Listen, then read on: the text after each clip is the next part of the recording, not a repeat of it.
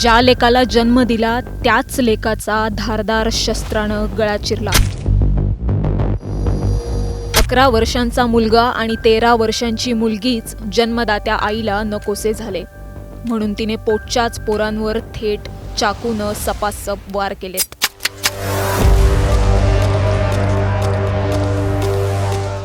पांढऱ्या शुभ्र फरशीवर पडलेला हा रक्ताचा सडा पहा आणि त्याच फरशीवर बसलेली ही आई पहा। फरशीवर रडत बसलेल्या याच आईनं आपल्या लेकाला का संपवलं? नेमकं असं काय घडलं ज्यामुळे या आईनं आपल्याच मुलाला संपवलं?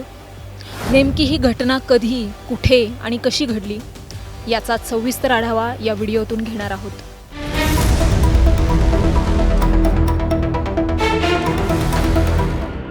आई, जगात निस्वार्थ प्रेम करणारी एकमेव व्यक्ती म्हणजे आई।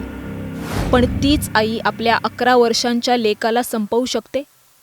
हा विचारही अंगावर शहारा आणतो। पण ही घटना घडलीये पुण्याच्या वाघोली परिसरात।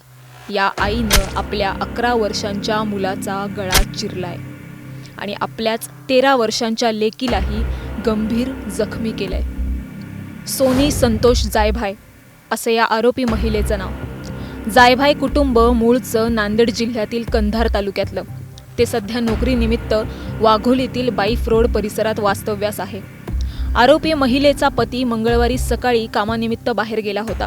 त्यावेळी तिने संधी साधून आपल्या मुलांवर चाकूनं हल्ला चढवला।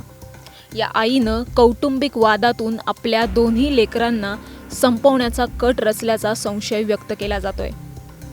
त्याच रागातून आईनं आधी आपल्या 11 वर्षांच्या लेकाचा थेट गळा चिरला। त्यानंतर तिने धनश्रीवरही चाकूने सपासप वार केले। त्यात ती गंभीर जखमी झाली। लहान लेकरांचा हाच आक्रोश शेजाऱ्यांनी पाहिला। त्यांनी घराच्या दिशेनं धाव घेतली आणि त्यांना फरशीवर रक्ताचा सडा पाहायला मिळाला। शेजाऱ्यांनी तत्काळ पोलिसांना फोन केला। पोलिसांनी तत्काळ घटनास्थळ गाठलं। त्यावेळी त्यांना एक 13 वर्षांची जखमी लेक, 11 वर्षांचा मृत मुलगा आणि त्यांच्या शेजारी बसलेली त्यांची खुनी आई दिसली। ज्या मुलांना 9 महिने आपल्या उदरात सांभाळलं त्याच मुलांना या आईनं कसं संपवलं असेल? त्याच मुलांच्या रक्तानं या आईनं कशी होळी खेळली असेल? या प्रश्नांनी सगळेच हादरलेत। या घटनेत एक 11 वर्षीय मुलगा ठार झालाय। त्याची बहीण गंभीर जखमी झालीय।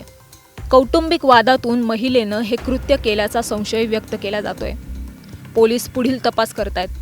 कौटुंबिक वाद आणि मानसिक तणाव खरंच एका आईला खून करण्यासाठी भाग पाडू शकतो का? ही कल्पनाच डेंजर आहे। तुम्हाला या घटनेबाबत काय वाटतं? कमेंट करून नक्की कळवा।